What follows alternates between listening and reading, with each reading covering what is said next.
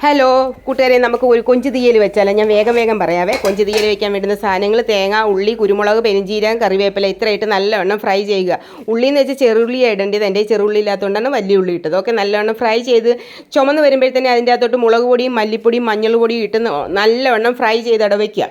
Fry ചെയ്ത് വെച്ചിട്ട് നമ്മൾ വേണ്ടുന്ന സാധനങ്ങൾ: സവോള, ഉള്ളി, കുടംപുളി, ഉപ്പ്, ഇഞ്ചി, വെളുത്തുള്ളി, കറിവേപ്പില. ഇത്രയാണ് നമുക്ക് വേണ്ടത്. പിന്നെ കൊഞ്ച് കഴുകി ഞാൻ അവിടെ വെച്ചിട്ടുണ്ട്.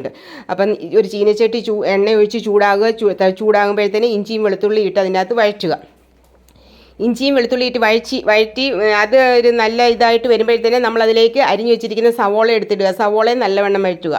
ഓക്കെ, സവോള വഴറ്റുക. എന്നിട്ട് നമ്മൾ എന്താ പറയേണ്ടത്, സബ്സ്ക്രൈബ് ചെയ്യാത്ത ആരെങ്കിലും ഉണ്ടെങ്കിൽ സബ്സ്ക്രൈബ് ചെയ്യണേ, ലൈക്കും കമൻറ്റും തരിക കേട്ടോ. നിങ്ങൾ എപ്പോഴും എൻ്റെ കൂടെ ഉണ്ടായിരിക്കണം. ഇത്രയും നാൾ നിങ്ങൾ എൻ്റെ കൂടെ ഉണ്ടായിരുന്നു. അതുപോലെ ഇനിയുള്ള ദിവസങ്ങളിൽ നിങ്ങൾ എൻ്റെ ഒപ്പം ഉണ്ടായിരിക്കണേ.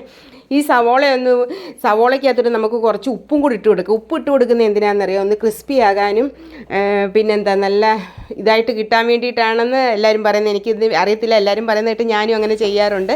സവോള വഴറ്റുമ്പോഴത്തേന് കുറച്ച് ഉപ്പ് കൂടി ഇട്ട് കൊടുക്കും.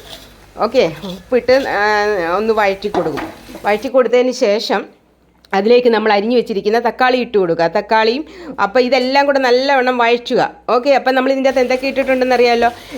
ഉള്ളി, വെളുത്തുള്ളി, ഇഞ്ചി, തക്കാളിക്ക് ഉപ്പ്, ഇത്രയും സാധനങ്ങളായിട്ട് നല്ലവണ്ണം വഴറ്റി കഴിയുമ്പോൾ നമ്മൾ ആ തേങ്ങ തിരിങ്ങി വറുത്ത് വെച്ചിട്ടുണ്ടല്ലോ, അത് ആദ്യമേ ഒന്ന് പൊടിച്ചിട്ട് വേണം അത് അരയ്ക്കാൻ. അപ്പം നല്ല ടേസ്റ്റ് ആയിരിക്കും. അപ്പോൾ ഇതിൻ്റെ ഇടയ്ക്ക് നമ്മൾ കറിവേപ്പിലയും കൂടി ഇട്ട് കൊടുക്കണേ, ഞാൻ പറയാൻ മറന്നുപോയി. അപ്പോൾ ഈ അരച്ച് വെച്ചിരിക്കുന്ന അരപ്പും കൂടി ഇതിൻ്റെ അകത്തിട്ട് നല്ലവണ്ണം മിക്സ് ചെയ്യുക. നല്ലവണ്ണം മിക്സ് ചെയ്തതിന് ശേഷം അതിനാവശ്യത്തിനുള്ള വെള്ളവും കൂടെ ഒഴിച്ച് അത് തിളപ്പിക്കുക. തിളച്ച് കഴിയുമ്പോഴത്തേനും നമ്മൾ ഈ കഴുകി വെച്ചിരിക്കുന്ന കൊഞ്ചും ഇട്ട് കൊടുക്കുക. കൊഞ്ചും ഇട്ട് തിളയ്ക്കാനായിട്ട് ഒരു ലിഡ് എടുത്ത് അടച്ചു വെക്കുക. അടപ്പെടുത്ത് അടച്ചു വെച്ചിട്ട് അത് നല്ലവണ്ണം ഒരു 10-15 മിനിറ്റ് കഴിയുമ്പോഴത്തേന് നമ്മളിത് തുറന്ന് നോക്കുകയാണെങ്കിൽ കൊഞ്ച് തീയൽ റെഡി.